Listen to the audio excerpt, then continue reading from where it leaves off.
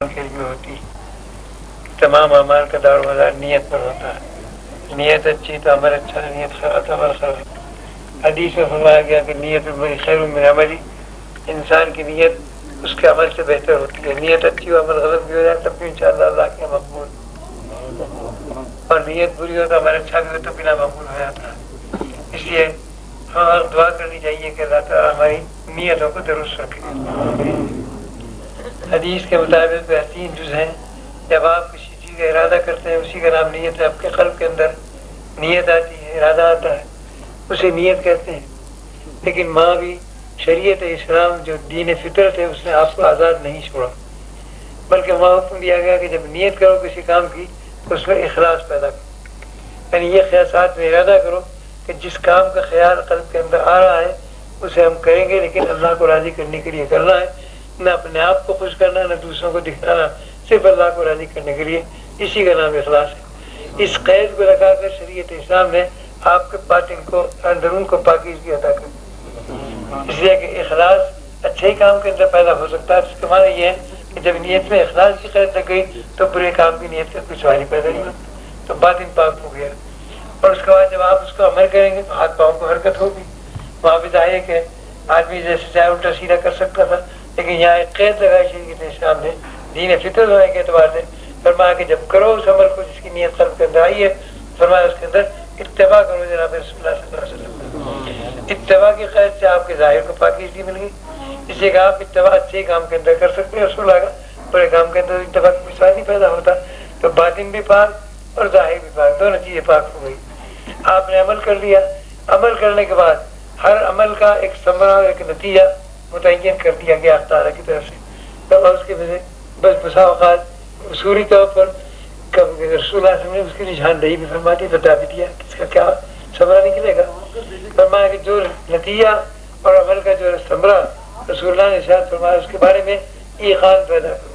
ایقان کے یہ معنی کہ آدمی یہ سمجھے کہ میری آنکھ غلط دیکھ سکتی ہے، میرے کان غلط سن سکتے ہیں، لیکن زبان سے وہ اس کے اوپر غلط بات کرنے کی کوئی سوال نہیں پیدا ہوتا.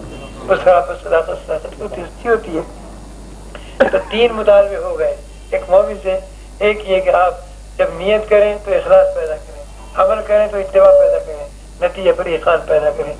ان 3 عمل کو کرنے کے نتیجے ہر عمل کے لیے کوئی خاص عمل نہیں، جو بھی آپ عمل کر رہے ہیں ہر عمل کے اندر یہ 3 چیزیں پیش رکھ کے فرمایا گیا کہ اس کے 2 نتیجے نکلتے ہیں، ایک دنیا میں ایک آخرت میں. دنیا میں اس کا نتیجہ نکلتا ہے اطمینان قلب کی صورت کے اندر.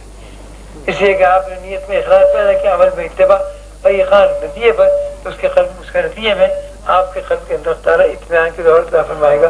تو اس دنیا کے اندر سب سے بڑی نعمت ہے، اس سے بڑی نعمت کوئی دوسری ہے نہیں، اسے اطمینان قلب کہتے ہیں. اس کے اندر اللہ بذکر اللہ تطمئن القلوب، دلوں کا اطمینان اللہ نے اپنے نامی کے اندر رکھا. اور آخرت کے اندر اس کا ثمرہ نکلے گا رضائے خداوندی کی صورت میں کہ تعالیٰ راضی ہو. تو دنیا کی سب سے بڑی نعمت ہے اطمینان قلب، اور آخرت کی سب سے بڑی نعمت ہے رضائے خداوندی، اللہ کا راضی ہو جانا.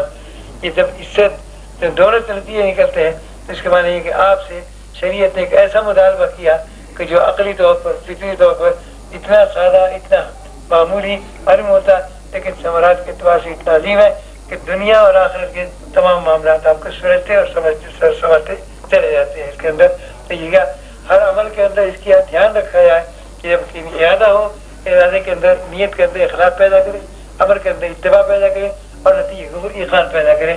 ان 3 مطالبوں پر عمل کریں آپ تو انشاءاللہ دین اور دنیا دونوں درست ہو جائیں گی. اسی لیے اس حدیث کے بارے میں حضرات محدثین نے فرمایا کہ یہ جوامع الکلم میں سے ہے. جوامع الکلم کے معنی کہ رسول اللہ نے ارشاد فرمایا کہ مجھے ایسے کلمات دیے گئے ہیں جس میں الفاظ کم سے کم اور معنی کا ایک سمندر اس کے اندر بھرا ہوا ہے. حضرات محدثین فرماتے ہیں کہ یہ 3 جملے انما الاعمال بالنیات، یہ وہ جملے ہیں، ایسی جامع حدیث ہے کہ پورے دین پر حاوی رہتی ہے.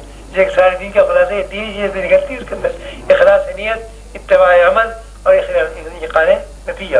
یہ 3 چیزیں خلاصہ نکلتی ہے، پورے دین کے اوپر حاوی ہو گئی.